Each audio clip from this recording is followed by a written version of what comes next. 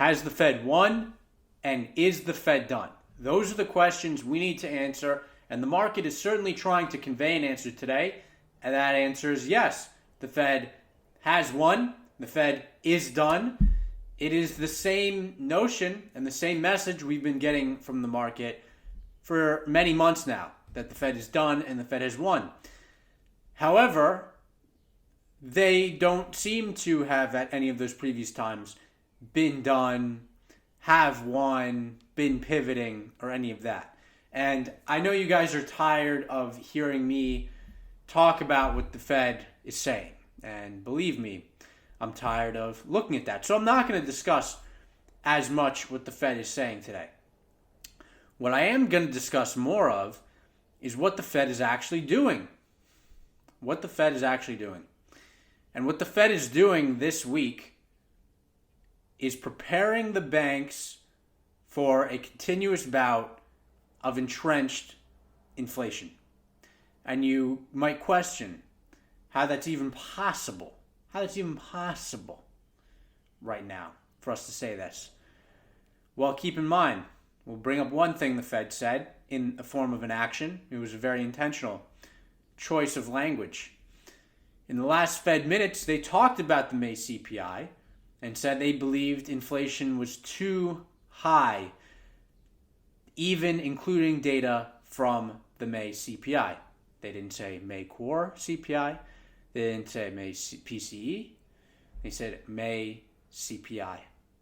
Why would they say that? Well, one, I guess they didn't have the PCE at the time, but they typically don't look at CPI, or at least say they don't look at that as their primary inflation gauge.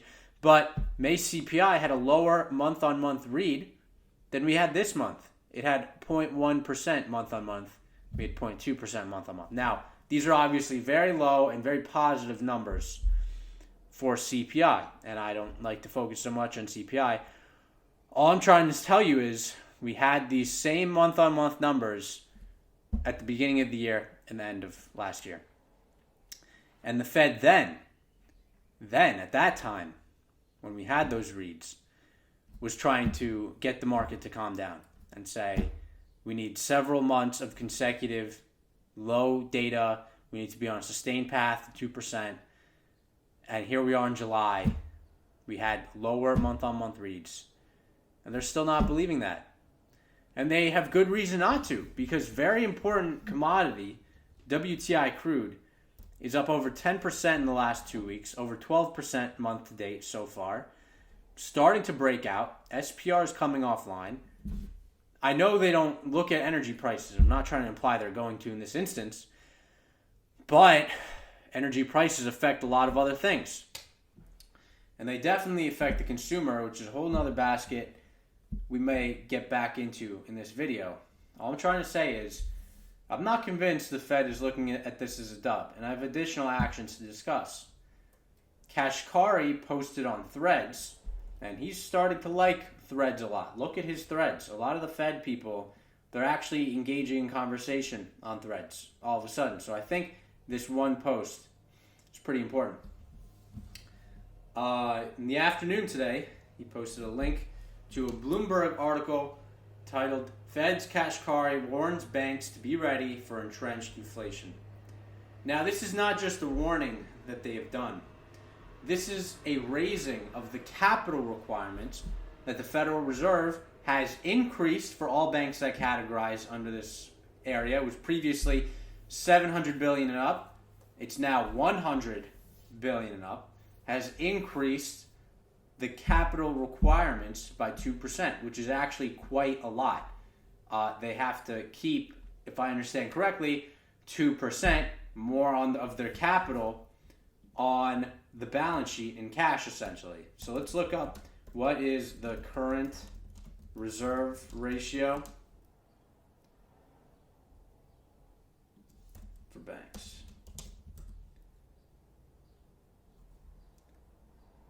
So apparently in March 2020 it was 0%, but I assume they have increased it since. Doesn't look like it's super easy to get this current number. What is the current RR for bank deposits. I do know 2% is going to be a lot, though. Okay, I can't find the exact number. Looks like it might be federal funds rate plus 75 basis points. I don't know. What I do know is these two things are obviously linked. The idea of higher for longer and the need to increase bank capital requirements. Maybe they change their path. I'm not ruling that possibility out. What I'm telling you is their actions are acting as if they're doing this way, higher for longer. They're getting the banks prepared. They're actually changing fundamental structures to the bank situation. They are saying this after they already announced it. Kashkari is saying this after it was already announced by the vice chair. He doesn't really need to say anything. He's not adding anything new. But he's saying this after CPI. Barkin coming in minutes after CPI released, saying inflation is too high. You know, yes, good report. I'm not gonna deny that. Okay, it's definitely better than expected. But I don't know any Fed member, anybody else that was thinking this yesterday. Kashkari was also talking about on his threads, and now we wait. Like, it was very much expected that this CPI would be relatively cool, although it was a reacceleration in month on month. Nobody wants to talk about that. Nobody wants to talk about the bear case. We want to have lowest put-call ratios yesterday since November 2021. I don't know what it is today, but I assume it's also low again. And I just don't think the Fed is done. I don't think the economy is done slowing. This quarter is expected to be minus 9% year-on-year earnings growth. That is quite substantial, particularly for an environment in which the economy is yet still growing. Like, I don't know why that isn't something people care about, that we're willing to just go right back to all-time highs. I mean, Apple has objectively changed its growth rate. It's been at a 3 trillion market cap like 3 times, or 2 times for a total of 3 days. It's pretty not impressive on that front. That's just my opinion, but you know, I think a lot of the important downtrends are in place, and I think Apple's one of those important downtrends, probably the most important downtrend. And we'll see what happens. I'm just trying to convey my message that I don't think the Fed is willing to claim victory here.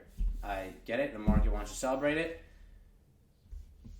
But Kashkari also said that he wants to use Threads because of the fringe crypto bros. So I think when we're in this objectively bubblicious territory in terms of multiples, in terms of actual prices you're paying for stocks, I mean, this is like, you don't want to, the whole thing is be greedy when others are fearful and be fearful when others are greedy. We're greedy right now. And I think we have been all year pretty much. That's what this market has done. Even at the lows, the multiple was still higher than at the peak of 07, 08. So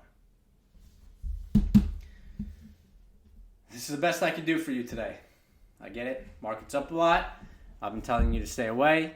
It sucks not to be, we should be up 50%. If we were perfect, we would be up 50% this year plus. We're not perfect. But I'm